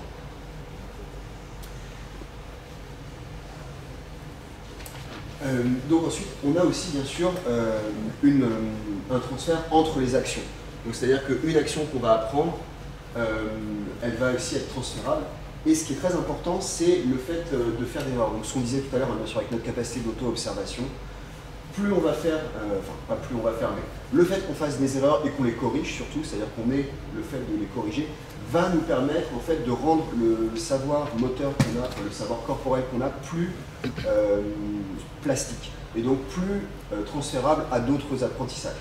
Donc ça typiquement, dans notre pratique, j'ai l'impression que c'est surtout le transfert entre ukemi et tori, c'est-à-dire plus on va corriger nos ukemi, plus on va avoir à la fois des qualités physiques et des repères spatiaux, temporels, etc., de timing, qui vont nous permettre de transférer après en tori et vice-versa.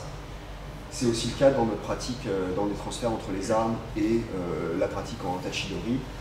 Donc sur les postures, sur les timings, sur les sens de coupe, etc. C'est des choses qu'on va pouvoir transférer de l'un à l'autre.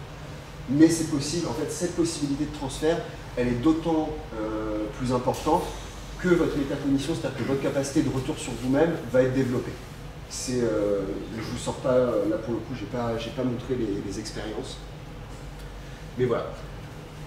Donc à partir de là, en fait, ce que je vais montrer, c'est plus des choses qui concernent l'activation, je vous définirai ce que c'est, mais l'anxiété, la confiance, et comment on gère comment ces choses-là interagissent entre elles.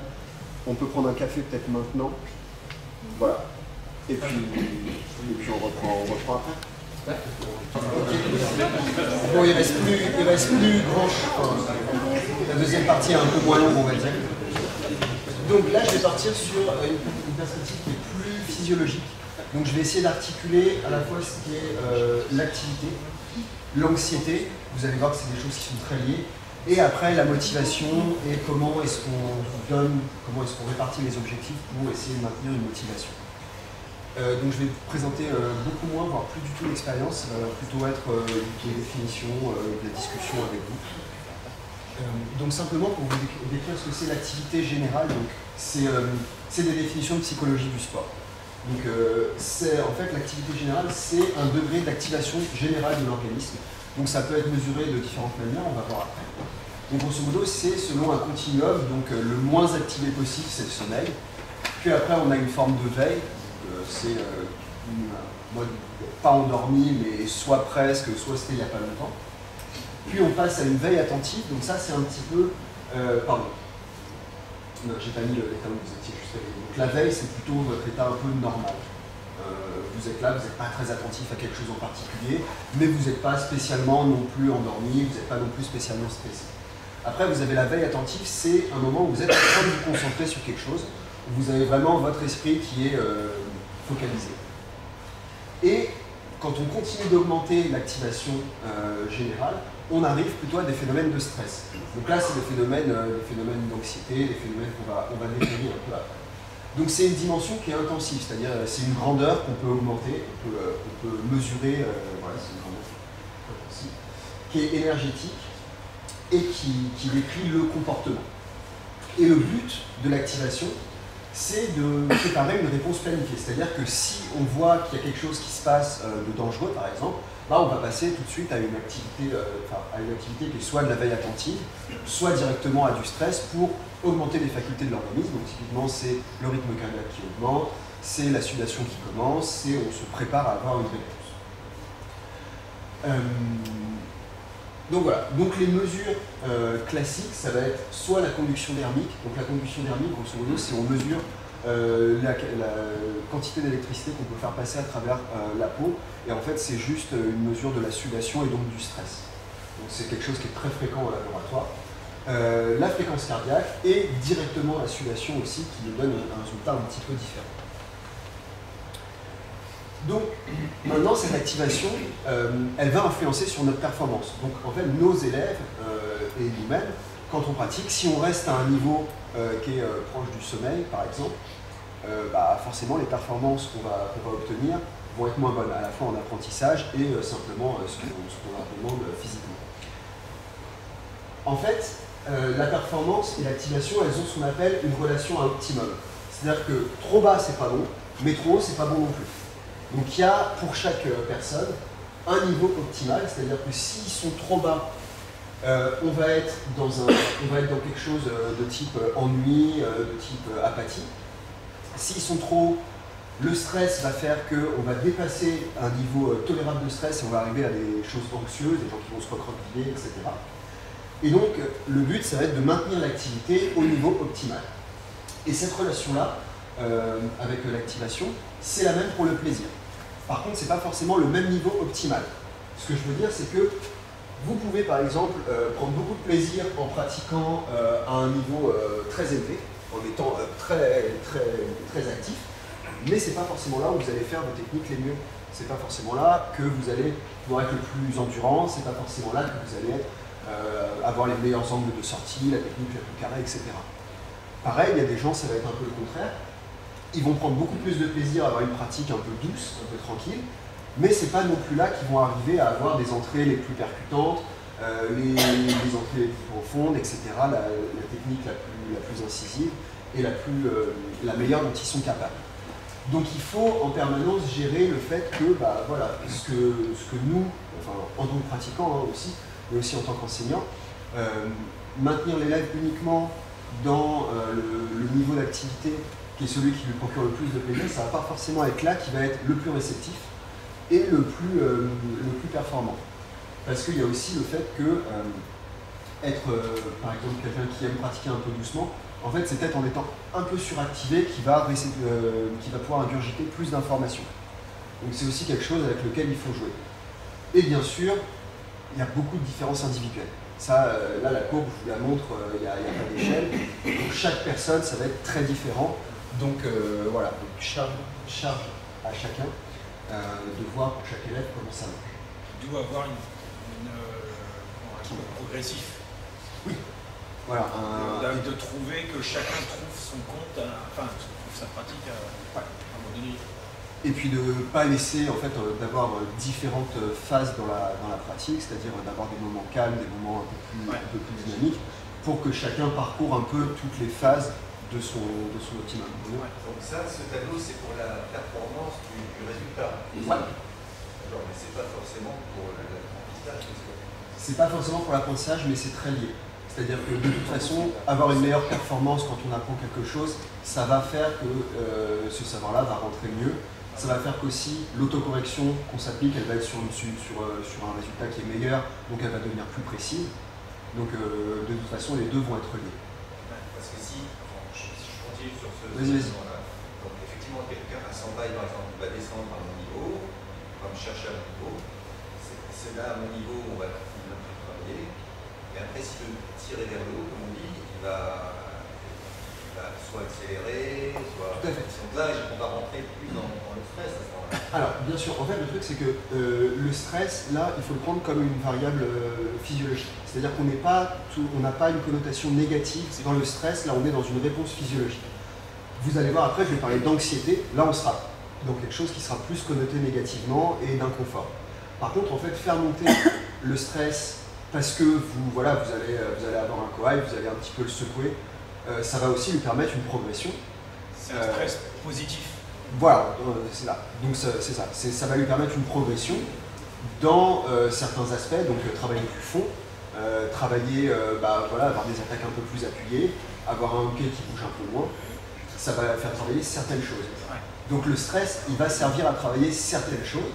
Par contre, on va le voir, si on veut apprendre des mouvements très complexes, par exemple, si la première fois qu'on fait, par exemple, Chudansuki Chikaiten Nage, donc avec vraiment une sortie un peu compliquée, avec 3 changements de main, etc., si on le fait tout de suite très vite, à un niveau de stress très élevé, la transmission va être très mauvaise, les gens vont se sentir incompétents, ils vont sortir des formes arrangées qui ne sont pas celles que vous voulez, etc. Ça, je crois que j'en reparle après. Voilà, c'est avec la difficulté.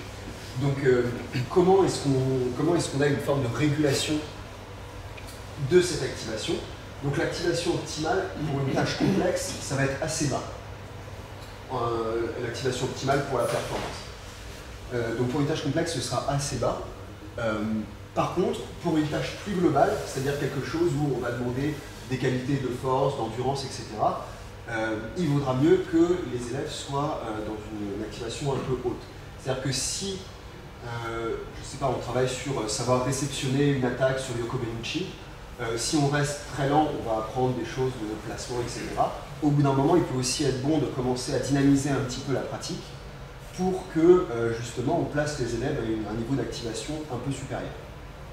Voilà, je ne sais pas si ça répond un petit peu. Donc voilà, donc ce que je vous disais bien sûr, c'est qu'on a des grosses différences individuelles, et notamment sur des personnes qui sont assez introverties, qui ne vont pas forcément avoir une grande confiance en eux. En fait, ça va être des gens qui vont être en permanence suractivés. C'est-à-dire le rythme cardiaque va être toujours un peu haut, etc. Et en fait, du coup, quand on regarde cette courbe-là, c'est-à-dire qu'ils sont toujours un peu par là. Donc, dès qu'on va monter, on va arriver vers des choses qui peuvent dériver sur de l'anxiété. Donc en fait, quand je vous dis il faut doser en fonction de chacun, c'est-à-dire que si vous avez des gens qui ont ce genre de naturel-là, si vous les pressez trop, les stressez trop, en fait, vous allez avoir des réactions après à l'anxiété. On verra après ce que sont les symptômes de l'anxiété, mais grosso modo, c'est plus une situation dans laquelle il peut y avoir apprentissage ni performance correcte. Donc voilà. Il n'est plus dans le plaisir de la pratique, mais presque dans la souffrance de... C'est-à-dire que voilà, il y a des moments où on peut ne pas être dans un plaisir fou, mais on peut encore être dans quelque chose dans lequel on apprend. Ouais. Mais il y a un moment où quand on dépasse ça, là, il n'y a plus ni l'un ni l'autre. On n'est plus que dans subir. Ouais. Bon, après, ça arrive, hein, mais... Au contraire, en fait, les personnes qui vont être très extraverties, etc., on va avoir en général des gens qui sont chroniquement sous-activés. Et du coup, c'est des gens qui, si vous ne leur donnez pas quelque chose d'assez dynamique, ils vont avoir tendance à s'ennuyer, ils vont avoir tendance, etc., à faire autre chose, vous allez les perdre, etc. Donc voilà. Donc c'est assez important ces différences individuelles. Et du coup, l'habilité après pour chacun, à la fois pour le participant mais aussi pour l'enseignant, c'est d'ajuster l'activité aux besoins de la situation. Donc de ne pas avoir une activité trop forte, enfin de ne pas donner un rythme trop puissant si c'est pour des transmissions complexes, et de ne pas avoir quelque chose de trop mou si c'est pour des choses plus en force, plus pour travailler du fond, etc. Donc en fait, je passe à un sujet qui est en réalité très corrélé, puisque vous avez vu, quand l'activité devient trop forte, on arrive à des phénomènes d'anxiété. Et donc l'anxiété, c'est un état qui est émotionnel, et qui comprend des affects négatifs, sentiments d'appréhension, des tensions, et donc un haut niveau d'activation. Et en fait, à quoi c'est lié en général? C'est lié à la perception d'une menace. Donc c'est-à-dire que, c'est très bonne orthographie, pardon, d'une menace. Donc en fait, c'est quand on va commencer à prédire un résultat qui va arriver et qu'on va soit accorder trop d'importance à ce résultat-là, soit qu'on va trouver que ce résultat est trop incertain. C'est-à-dire quand on n'arrive plus à gérer exactement, quand on a l'impression qu'il y a quelque chose de très important qu'on ne peut pas du tout contrôler qui arrive, en général, ça fait monter le niveau d'anxiété. Donc en fait, tout le problème de la régulation de l'anxiété, ça va être que le résultat qui doit arriver et ce qui doit arriver à nos pratiquants ait une importance à peu près contrôlée et une incertitude à peu près contrôlée. Donc je vais introduire un peu ça. Donc d'abord, on va différencier le fait qu'il y a deux formes d'anxiété. Il y a une anxiété qui est l'anxiété cognitive. je pense que c'est un peu l'anxiété à laquelle vous pensez quand on dit le mot anxiété, c'est-à-dire le fait d'être stressé, de se sentir mal, de se sentir empêché de faire ce qu'on veut faire. Donc grosso modo, on a des expectations qui sont pessimistes, des auto-évaluations, il n'y a rien au pluriel, c'est n'importe quoi, un manque de concentration, une peur des évaluations ou des performances négatives. Et donc les symptômes, ça va être de l'indécision, de la confusion, une faible concentration, une perte de confiance. Donc ça, typiquement, quand vous poussez quelqu'un trop haut, quand vous stressez quelqu'un plus haut qu'il ne peut le supporter, c'est le genre de choses que vous allez avoir. On commence à avoir une perte de concentration, il n'est plus capable de se concentrer sur quoi que ce soit, on va lui donner des pensées négatives, on va rendre la personne irritable, etc. On va avoir des mécanismes de défense qui vont se mettre en place. De l'autre côté, on a une anxiété somatique, donc somatique corporelle. Donc ça, c'est la composante physique de l'anxiété. Et c'est ça qui est caractérisé par l'activation, par la hausse de l'activation. Mais c'est aussi provoqué par la hausse de l'anxiété cognitive. C'est-à-dire que l'anxiété cognitive, les pensées négatives, etc., vont augmenter l'activation. Vous allez commencer à stresser, vous allez commencer à avoir le cœur qui s'emballe, les jambes qui flagellent, etc. etc. Les symptômes, au début, c'est des symptômes assez positifs en fait, pour la pratique sportive. C'est-à-dire qu'on a un accroissement de la pression sanguine, de rythme cardiaque, de la sueur, de la montée d'adrénaline. Sauf que en fait, ça peut déraper entre guillemets. Et donc la tension musculaire, vomissement, nausées, diarrhée, bâillement, perte d'appétit. Donc typiquement, le genre de choses qu'on peut ressentir avant d'entrer sur le tatami pour une démo ou pour un passage de grade. C'est l'anxiété somatique qui commence à trop monter, à prendre le pas, et qui vous empêche du coup, donc bien sûr, ça s'accompagne d'une grosse diminution des performances et la capacité d'apprentissage elle est complètement en faute. Et on a également, donc ce que je vous disais tout à l'heure, une diminution des facultés d'auto-observation. C'est-à-dire que si on mesure la métacognition par rapport au pic de cortisol, donc en fait on a stressé les gens un peu, moyennement et beaucoup, ceux qu'on stresse beaucoup, ils sont plus du tout capables d'avoir le moindre retour sur eux-mêmes. Donc, bon, c'est, voilà, pour notre pratique, je pense qu'on voit à peu près tous les conséquences que ça peut avoir, sur notre pratique. Alors, donc, on va parler de l'anxiété avec la performance. Donc en fait, ce qu'il faut voir, c'est qu'on différencie beaucoup l'anxiété cognitive et l'anxiété somatique dans les performances. C'est-à-dire que tout à l'heure, en fait, la courbe que je vous ai montrée, qui ici vous est représentée par une parabole, c'est pour l'anxiété somatique. C'est-à-dire que plus j'active le corps, plus je vais me rapprocher d'un idéal, d'un optimal, dans lequel je vais être très bon, et quand je continue à stresser, là par contre, je vais être en surcharge de stress, je vais avoir mes nausées, les vomissements, les jambes qui flagellent, etc. Donc il y a un optimal pour l'anxiété somatique. Par contre, pour l'anxiété cognitive, il n'y a pas d'optimal. C'est-à-dire que quand elle est très faible, vous avez des bonnes performances, et plus vous l'augmentez, plus ça diminue. Donc en fait, on n'a quasiment jamais de bonnes raisons, entre guillemets, de stresser cognitivement les personnes. Après, ça peut être de la préparation mentale, ça c'est encore autre chose, mais par contre, pour les performances physiques et d'apprentissage, là, on est toujours dans la diminution. Alors, c'est du coup peut-être pas de l'apprentissage, mais je pense aux mises en situation qu'on peut faire, par exemple, avant un passage de grade, quand on invite quelqu'un un peu au milieu, nous montre une technique. C'est vrai que le fait d'avoir une petite montée de stress, ça fait qu'on va vraiment se souvenir du conseil que le professeur nous a donné à ce moment-là, parce que du coup, on marque émotionnellement les souvenirs, mais c'est peut-être pas vraiment d'apprentissage directement ce qu'on entend. On serait dans le stress, mais puis dans l'anxiété. Alors en fait, il y a deux choses. Donc d'une part, ça va dépendre à quel degré c'est.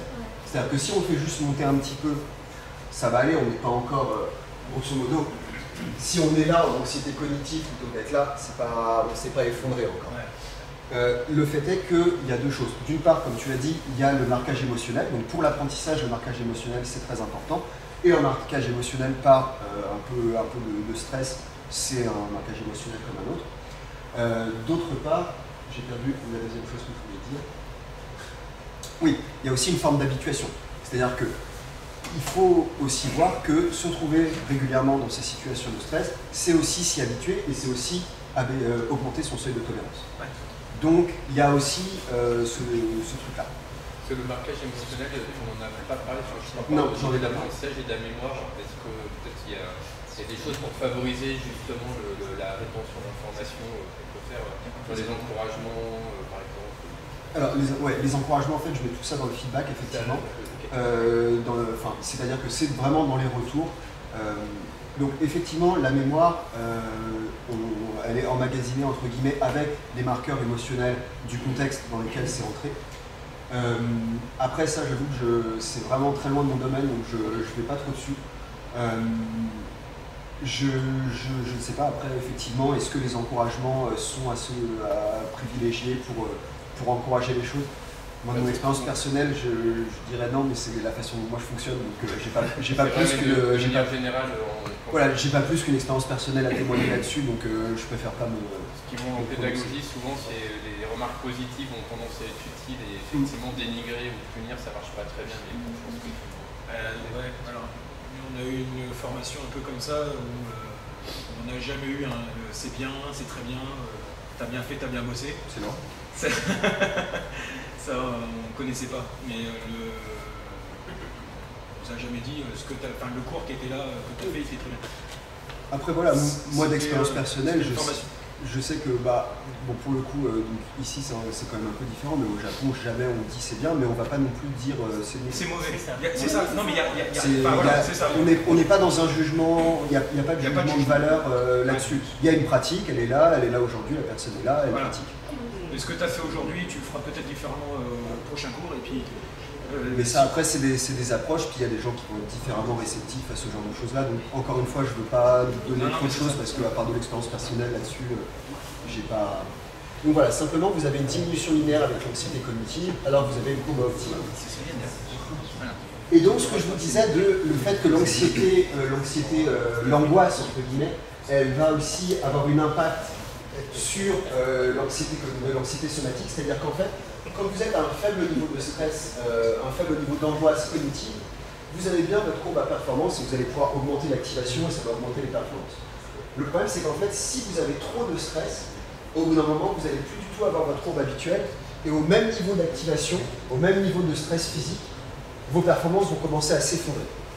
Parce que le stress cognitif, l'anxiété cognitive va avoir un impact aussi sur votre anxiété somatique. Vous n'allez plus être capable d'encaisser autant de stress physique si vous n'avez pas, entre guillemets, le mental pour le supporter. Donc, c'est aussi pour ça qu'on s'habitue un peu à être face à du stress, pour repousser un peu le moment où ça va s'effondrer, et pour se dire, je vais devoir supporter un peu plus de stress avant que mes facultés s'effondrent. Est-ce qu'on peut dire que globalement, ce qui active du stress somatique, c'est le contexte objectif matériel, et ce qui active le stress cognitif, c'est plus un contexte relationnel, des remarques de la part d'un sachant ou des choses comme ça? Alors, si jamais les deux étaient complètement indépendants, on pourrait dire ça. Le fait est que, en fait, l'anxiété cognitive va beaucoup activer aussi l'anxiété somatique. Donc, l'anxiété somatique, de base, elle ne va pas forcément, à part si on est dans des états de fatigue, etc., se transformer en anxiété cognitive. Par contre, le contraire va être assez vrai. C'est-à-dire que l'anxiété cognitive va très vite lancer le corps, on va se retrouver, en fait, même dans des situations qui ne sont pas du tout sportives, où, je sais pas, vous êtes dans une situation de stress au travail, ou machin, ça va vous faire monter tout le corps, etc., comme si on se préparait pour une réponse de fuite ou de défense. Quoi.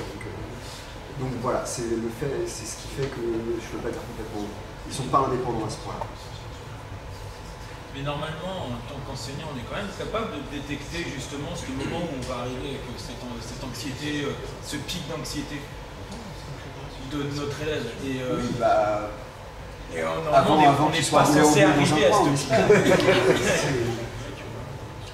Non, mais disons que, dans la pratique, on peut ne pas forcément s'en rendre compte, mais pousser quelqu'un juste parce qu'on a envie d'une pratique un peu dynamique, que la personne répond, et en réalité, elle n'était pas prête ou elle n'était pas... Elle n'était pas prête, elle l'a très mal vécu, et on s'en rend pas forcément compte.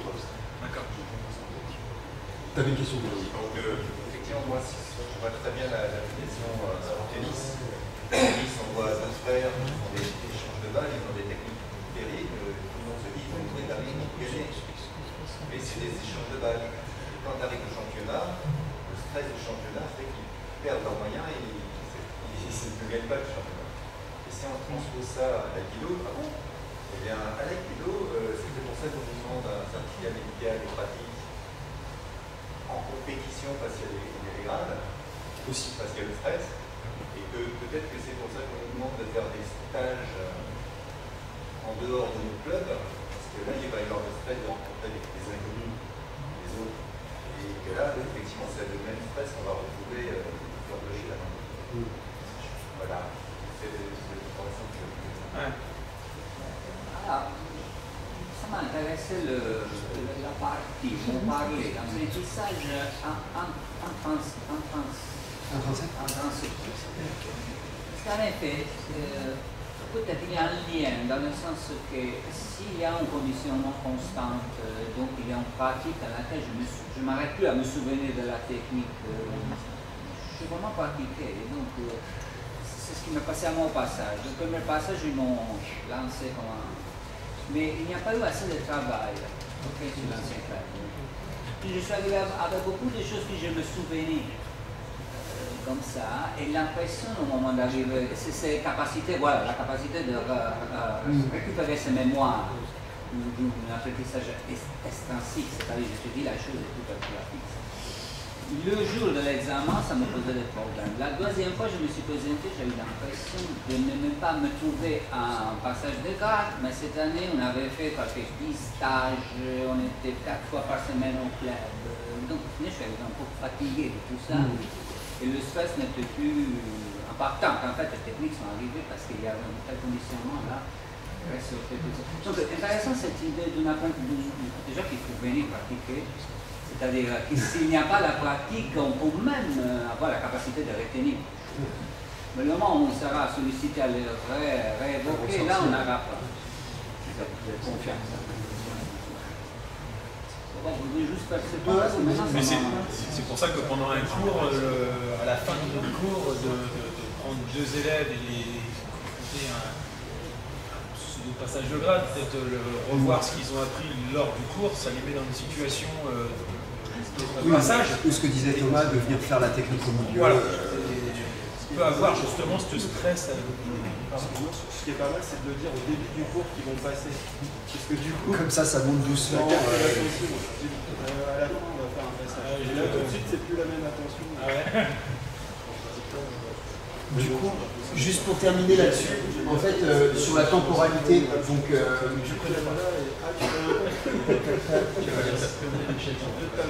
donc en fait, sur la temporalité de comment ces deux formes d'anxiété elles vont agir, admettons que vous avez votre passage de grade ou votre démo qui va être à ce moment-là, au moment du pic. En fait, l'anxiété cognitive, elle est là depuis bien longtemps. Elle peut être là 48 heures avant, même 72 heures, une semaine avant. Par contre, l'anxiété somatique, normalement, elle va arriver dans les quelques heures qui vont précéder. Et surtout, elle va décroître. Et normalement, quand l'anxiété somatique commence à décroître, quand vous êtes dans cette activité-là, l'anxiété cognitive décroît aussi. Mais pas forcément. Et c'est un peu ça le problème, c'est que parfois, cette anxiété cognitive-là, elle n'arrive pas à décroître en même temps, et c'est là qu'on se retrouve dans des situations où finalement, pendant tout l'examen, on continue à être stressé, etc. et on n'arrive à rien, à sortir un peu ce que vous disiez tout à l'heure.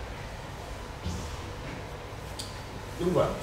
Donc, qu'est-ce qu'on peut dire donc, pour la régulation de l'anxiété? Donc en fait, la régulation de l'anxiété, le but, ça va être de moduler l'incertitude et l'importance dans la pratique avec différents types de buts et différents types d'objectifs qu'on va donner au sujet, aux pratiquants.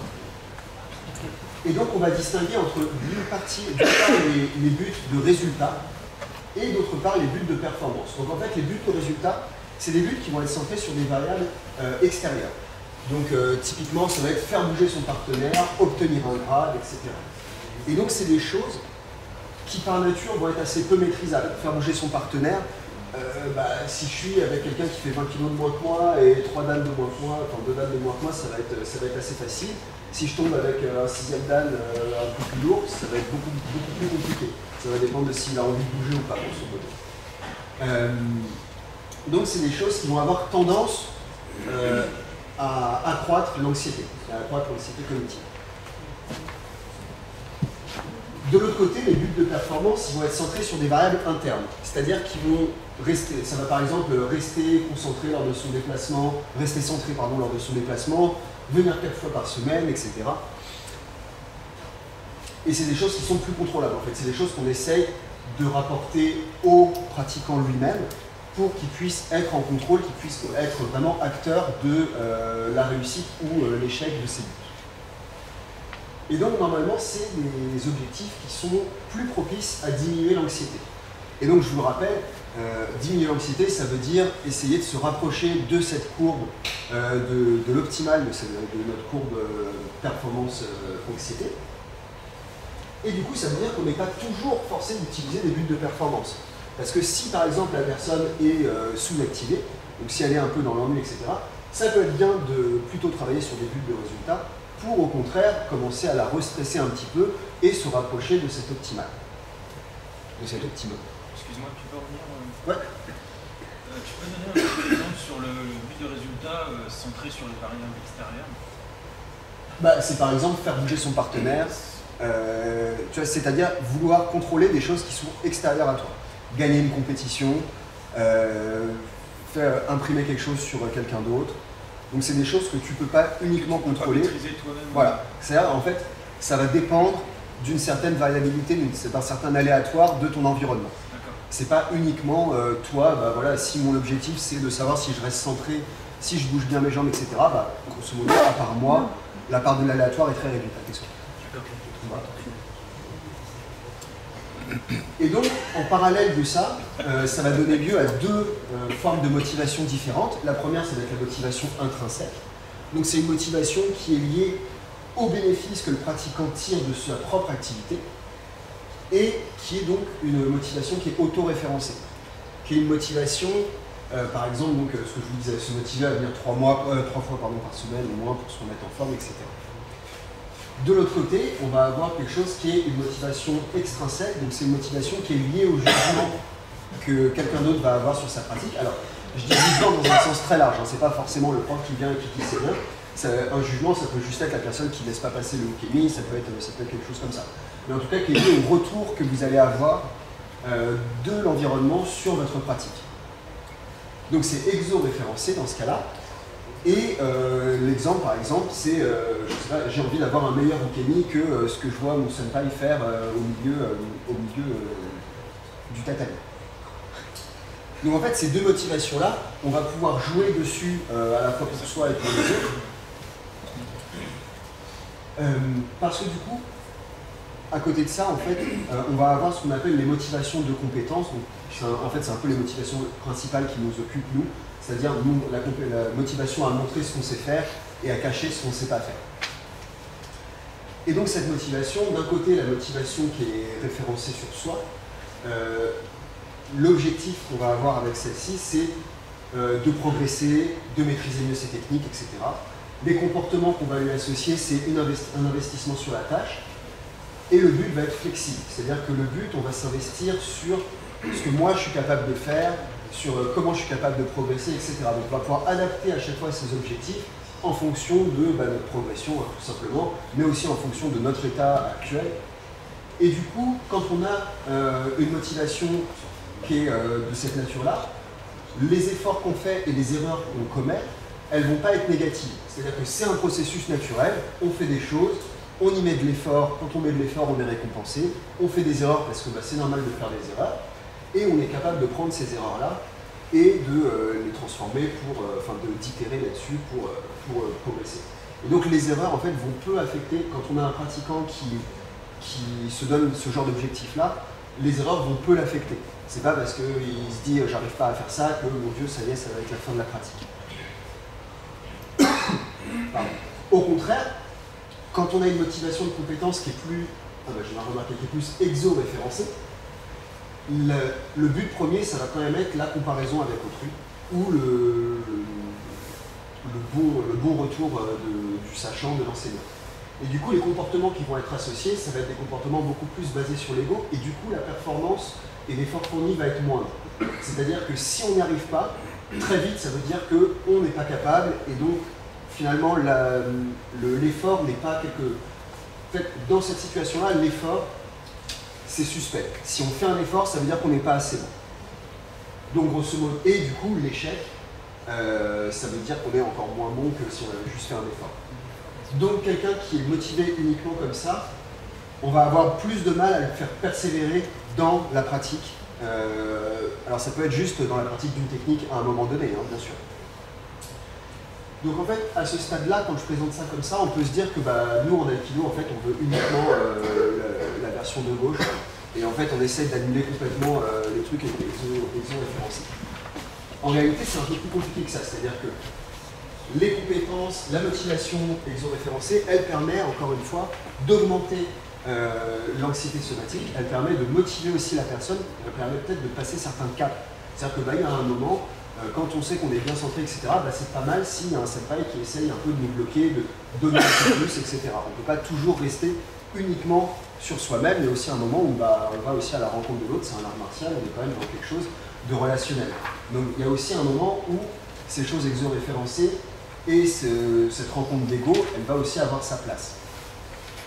Donc il ne faut pas simplement, pour vous dire que c'est pas uniquement parce qu'on a un peu l'impression de voir à gauche, on a un peu l'impression de voir quelque chose qui serait un peu fait pour la pratique de l'aïkido, avec une pratique vraiment sur soi, etc. Mais c'est pas aussi simple que ça. Donc, les orientations de motivation, elles ne sont pas mutuellement exclusives. Et en fait, par contre, une chose qui est assez vraie, c'est que ce qu'on observe dans les études de psychologie sportive, c'est que les pratiquants, en général, en adoptent une de manière assez stable. C'est-à-dire qu'en général, quelqu'un qui est motivé sur l'ego va rester motivé sur l'ego en majorité. Alors, c'est jamais à 100%, hein, bien sûr, on est sur un continuum, mais les tendances qui existent, en général, elles sont assez stables dans le temps.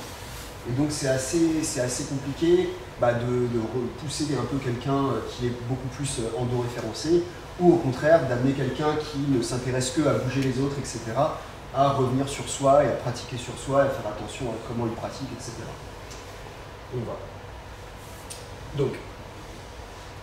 Donc ce que je vous disais, en première lecture, on voudrait privilégier la motivation endogène en donnant uniquement des objectifs intrinsèques. Par exemple, on a eu un cours d'un professeur allemand qui s'appelle Bodo, qui est venu et à chaque fois qu'il fait sa technique, il nous dit voilà, on prend le temps, on vérifie comment on est, etc. Donc ça pourrait être une première lecture que ça nous donne. En réalité, c'est pas forcément préférable dans tous les cas. Enfin, pardon, c'est préférable dans la majorité des cas sans doute, mais la confrontation peut avoir des avantages adaptatifs en fait. C'est-à-dire qu'elle peut permettre de savoir de situer les pratiquants. Mais il faut bien comprendre qu'on n'est pas on va pas commencer à bloquer ou à donner des conseils sans amener une certaine dégénérescence dans la situation initiale. Quand je dis dégénérescence, ça veut dire que par rapport à ce qu'a dit le prof, on va légèrement modifier la situation. On va légèrement la faire bifurquer vers quelque chose qui sera plus orienté uniquement vers notre relation avec le partenaire et pas vers l'objectif que le professeur avait fixé.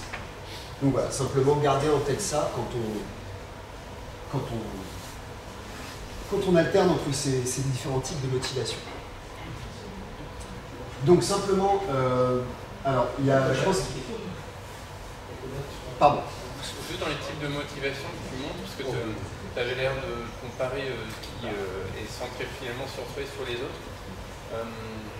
Après, je trouve que quand l'observation, donc l'inspiration des autres et l'émulation, on peut considérer que ce sont des facteurs exogènes, et pour autant ils répondent à une motivation qui est endogène, qui est dans la recherche de la meilleure version de soi. Donc je ne pense pas que d'aller rechercher effectivement une confrontation avec les autres, ce ne soit pas forcément l'ego, parce que le côté n'est pas l'ego, mais qu'est-ce que je prends d'utile autour de moi ou parmi les autres pour la pratique pour m'améliorer. Dans ce sens-là, ce n'est pas forcément un mix des deux, mais je vais rechercher finalement dans la pratique. En fait, tu as dit deux choses. Tu as dit d'une part l'émulation.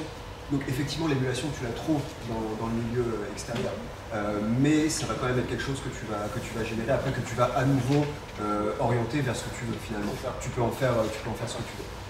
La deuxième partie... Inspiration aussi, enfin, le fait de tiens, j'aimerais, ça me donne envie, ça, bon, c'est pas forcément l'émulation, mais le fait de voir quelqu'un qui est meilleur, il n'y a pas forcément une prise d'ego, mais se dire tiens, c'est une forme d'aïkido qui me convient, j'aime pas ce qu'il y pouvoir le bien faire. Sûr, bien sûr.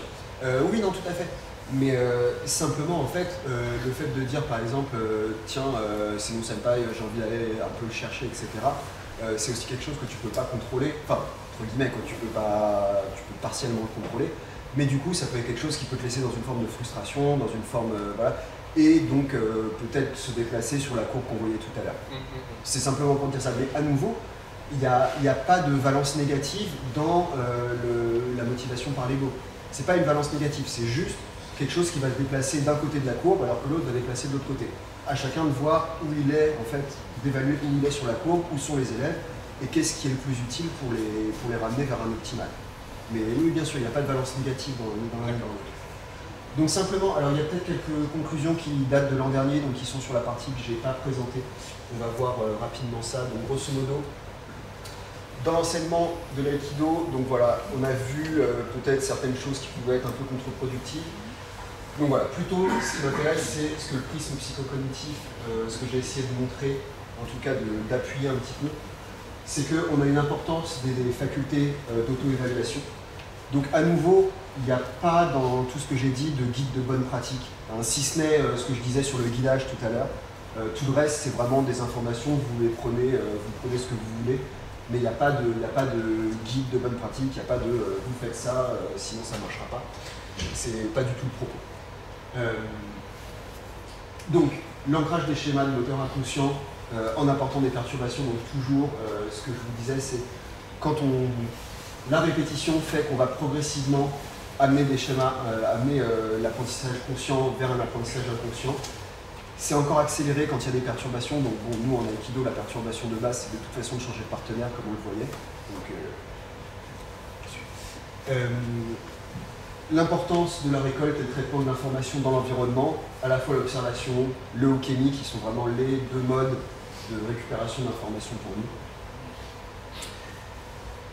À cela, donc voilà, ce qu'on a vu aussi, c'est qu'il y a certains biais cognitifs, donc la difficulté pour l'Aikidokan, en fait pour tous les pratiquants, qu'on peut avoir de connaître notre niveau et nos besoins. Donc ça, ce qu'on voyait, la relation entre nos performances, la confiance qu'on a en nous, surtout en fonction des manières dont c'est appris. Et la différence fondamentale qu'on peut avoir entre performance et apprentissage, notamment pour les débutants, donc ce qu'on disait encore, le guidage, ça va avoir des gens qui ont des très bonnes performances, mais qui en fait n'apprennent pas. Donc ça, voilà, c'est une des différences. Alors, donc voilà, vous avez juste une bibliographie si vous voulez revenir aux différents textes, et voilà, c'est pas mal. Merci beaucoup. Merci.